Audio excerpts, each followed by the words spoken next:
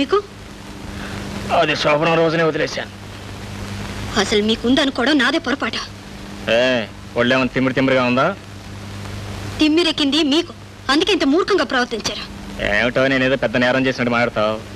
మా ఆయన ఇలా చేశాడని నలుగురిని పిలిచి చెప్పు. చేసినవన్నీ చెప్పుకోవాల్సి వస్తే మన భాగవతాలు చాలా ఉన్నాయిలేండి. ఏమంత పెద్ద నేరం చేశానట? ఇంతకంటే ఏం చేయాలి? నేనేమన్నా బండరా అనుకున్నారా? భార్య కూడా అయిష్టాలు ఉంటాయని ఆలోచించారా? చదువుకోగానే సరికాదు, సంస్కారం ఉండాలి. మనిషి జన్మ ఎత్తింది మృగంలా ప్రవర్తించడానికి కాదు. అవును, మీరు పశువు కంటే హీనంగా ప్రవర్తించారు.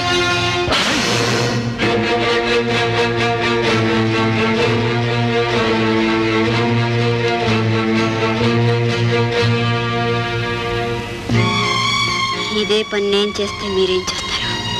ఏం చేస్తానా? నరికి పోగులు పెడతాను. నాకు తెలుసులేండి మీరు అంత సమర్థులని. అన్నీ తెలిసింది పెళ్లి చేసుకున్నావు. నేను అడిగిన కోరికలన్నింటిని మీరు ఒప్పుకున్నారు కాబట్టి. నీ బోడి కోరికలకు మెచ్చి కదా నేను పెళ్లి చేసుకున్నాను. ఎందుకు ఆ రోజు గంగిరెద్దులా తల ఊపారు? ఎందుకా? నీ బాబు మా ఇంటికి వచ్చి నా కూతురు పిచ్చి ముఖం ఉంది, అమాయకత్వంలో అర్థం లేని మళ్ళీ పెట్టుకుని తన జీవితం నాశనం చేసుకుంటుందని కన్నీళ్ళు పెట్టుకుంటే ఒప్పుకున్నాను. చిన్నాడు స్నేహితుల బాధ చూడలేక మా నాన్న నన్ను పెడితే నేను నీ మేళ తాళి కట్టాను. అబద్ధం. నిజం. కట్టు కథలు చెప్పి మీరు చేసిన తప్పుల్ని కప్పిపుచ్చుకోవాలని చూస్తున్నారు. అంత కర్మ నాకేం పట్టలేదు. అయినా మీ నాన్న చెప్పిన నువ్వు పిచ్చిదానివేం కాదు, మొండిదాని. నువ్వే కాదు, మీ అక్క కూడా నీలాంటిది అయి ఉంటుంది. అందుకే వాడు ఎవడో తన్ని తరిగేశాడు. పిచ్చిగా మాట్లాడకండి. మా అక్కని గురించి ఇంకొక మాట మాట్లాడితే నేను ఊరుకోను. అది దేవత. వాడు కూడా మీలాంటి పశువు కాబట్టి దాన్ని చంపేయండి. సహిస్తున్నానని ఇష్టం వచ్చినట్టు ప్రవర్తించకండి. నువ్వు చూపిస్తున్న సహనం ప్రతి చిన్న విషయాన్ని గోరంతలు కొండంతలు చేసి నువ్వు అవమానించడా? ఏమిటి చిన్న విషయమా?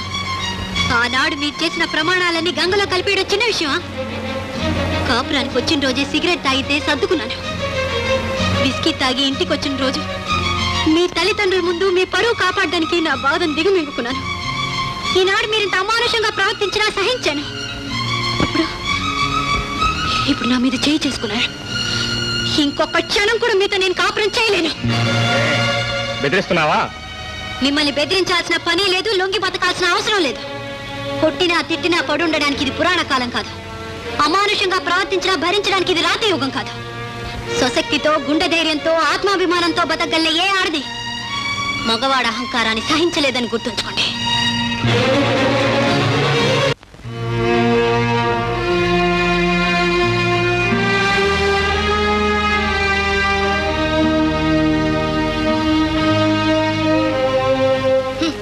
ఇష్టారాజ్యంగా ఉంది ఇంట్లో అందరికి.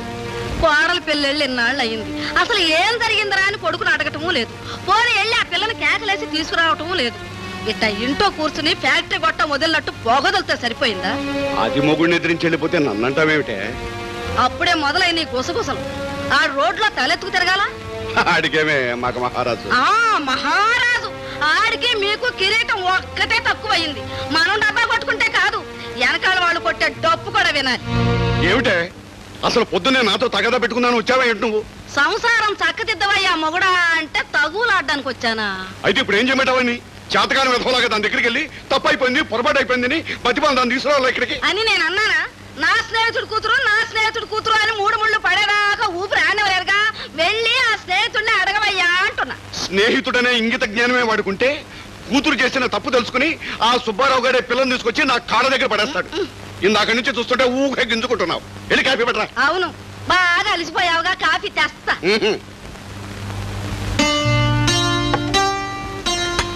సుజాత, నేను ఆఫీస్కి వెళ్ళొస్తాను. అలాగే. సుజాత, నువ్వు చేస్తున్న పని నాకేం నచ్చలేదు. ఆవిడకి నచ్చజెప్పి కాపురానికి పంపకపోగా సానుభూతితో మాట్లాడి ఎన్నాళ్ళు ఇంట్లో అట్టి పెట్టుకుంటావు? అలా మాట్లాడకండి. దాని సంగతి మీకు తెలీదు. గొడవలు లేకుండా ఏ కాపురం సాగదు. అది నేను తెలుసుకోగలను. కానీ కనీసం ఈ విషయం వాళ్ళ నాన్నకన్నా తెలియజేస్తే మంచిదేమో. దాని అక్కైపోయి ఇంకా ఎంతో కాలం కాలేదు. మా బాబాయ్ ఆ దెబ్బ నుంచి ఇంకా కోలుకోలేదు. ఇప్పుడు మళ్ళీ దాని కాపురం ఇలా అయిందని వింటే తట్టుకోలేడండి. అందుకే నేనే ఎలాగో మెల్లిగా నచ్చ చెప్పి దాన్ని పంపేస్తాను. మొగుడు పెళ్ళాల కీచులాట్లు చీకటి పడేసరికి సర్దుకోవాలి. లేకపోతే రోజులు గడిచే కొద్దీ పంతాలకు పోయి పట్టింపులు పెరిగి చిలికి చిలికి గాలివాన్ చేసుకుంటారు. మీరు అనవసరంగా భయపడకండి. సురేష్ మనతో సంప్రదిస్తూనే ఉన్నాడు కదా. అతని వైపు నుంచి మనకి ఏ ఇబ్బంది లేదు. పోనీ దీన్నే 4 చివాట్లేసి పంపిద్దామంటే ఇప్పుడు అది ఒట్టి మనిషి కూడా కాదు. రేపు కాన్పు వచ్చాక అదే తెలుసుకుంటుందండి.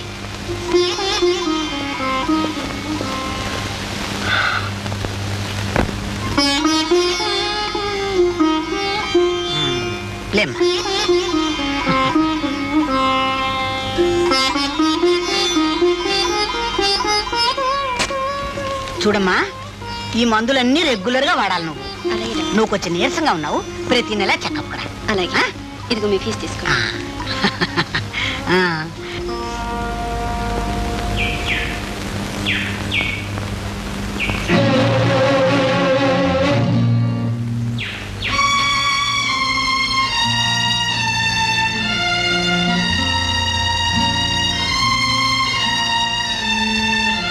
ఎవరా కుర్రాడు? నా బాయ్ ఫ్రెండ్. బాయ్ ఫ్రెండా? చూడమ్మా, వయసులో ఉన్న ఆడపిల్లలు ఇలా మొగాళ్ళతో తిరిగితే లోకులు నిందవేరా? మొగుడు నొల్లేస్తే నిందవేరా?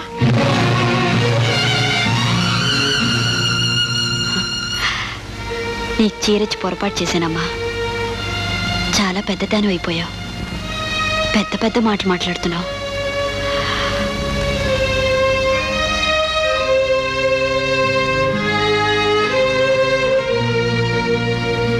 Good morning doctor. Good morning.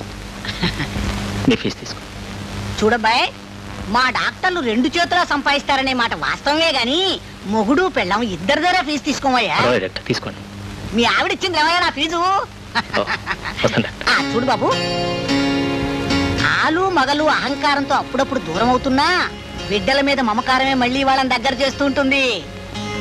Bharati తన తప్పు తొందరలో తెలుసుకుంటుంది అనుకుంటాను.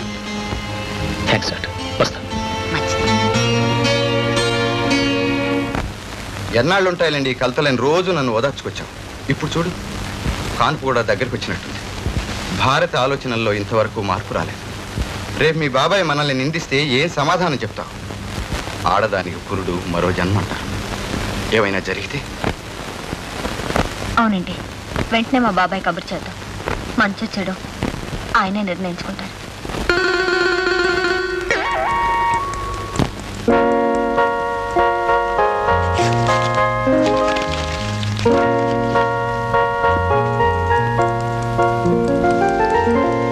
ఇవాళతో 9 నెలలు నిండిపోయాయిరా.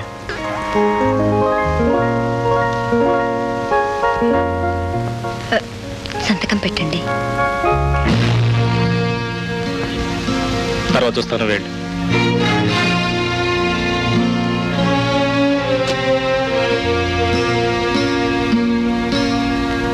సురేష్ గారి భారీ పోస్ట్ ఖాళీగా ఉందని 9 నెలలుగా ట్రై చేసేస్తోంది. మరి ఆ శ్రీరామచంద్రుడు ఆమె వైపు కన్నెత్తేనా చూడటం లేదు. పిచ్చిది. అదే నేనైతే వెంటనే ఒప్పేసుకుని ఉండే వాడిని అనుకుంటున్నాను.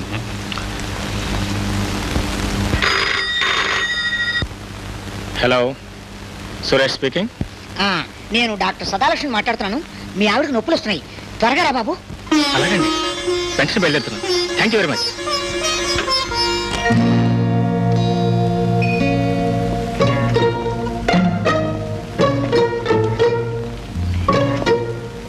ఇదేమిటయ్యా, లోపల మీ ఆవిడ బిడ్డను కట్టుంటే నువ్వు నొప్పులు పడతావేమిటి? తొలి కానుపు కదండి. అయితే మాత్రం నీకెందుకు బాధ? ఎవరండి? మీ వారిని అడగండి. మీరు మొదటిసారి బిడ్డను కన్నప్పుడు ఆయన ఎంత బాధపడ్డారు? ఆయనకు ఆ బాధ తెలియదులే. నాకు పిల్లలు లేరుగా.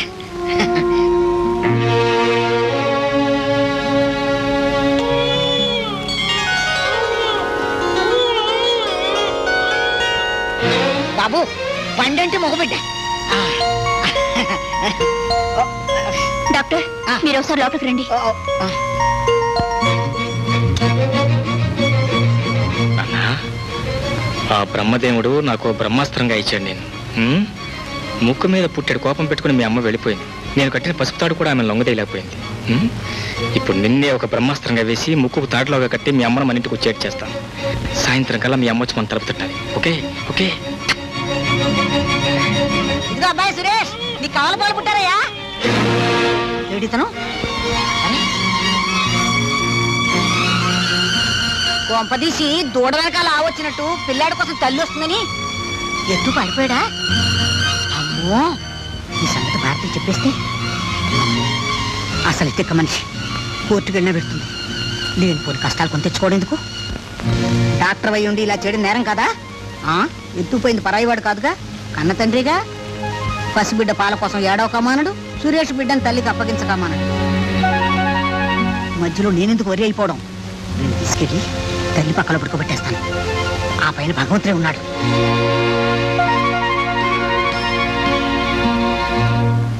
ఈ బిడ్డ ఎవర్రా? ఈ యశోదింటికి వచ్చిన చిన్ని కృష్ణుడేమో. మీరు ఊరుకోండి. ఈ మధ్య అడ్డమైన వాళ్ళు పిల్లలు గాని రోడ్డు పక్క కుండీలో బారేసిపోతున్నారు. వీడు కూడా వీడిని మనవడమ్మా. వీడు నా మనవడా? వాళ్ళు వచ్చిందా? లేదు, నేనే పిల్లాన్ని తీసుకొచ్చాను. అయ్యో, అదేమిట్రా పురిటి మంచం మీద నెత్తురుగుడ్డు నెత్తుకొచ్చేసావు. మంచి పని చేశారు అబ్బాయి. నీ పేరు చరిత్ర పుస్తకాలకు ఎక్కుతుంది.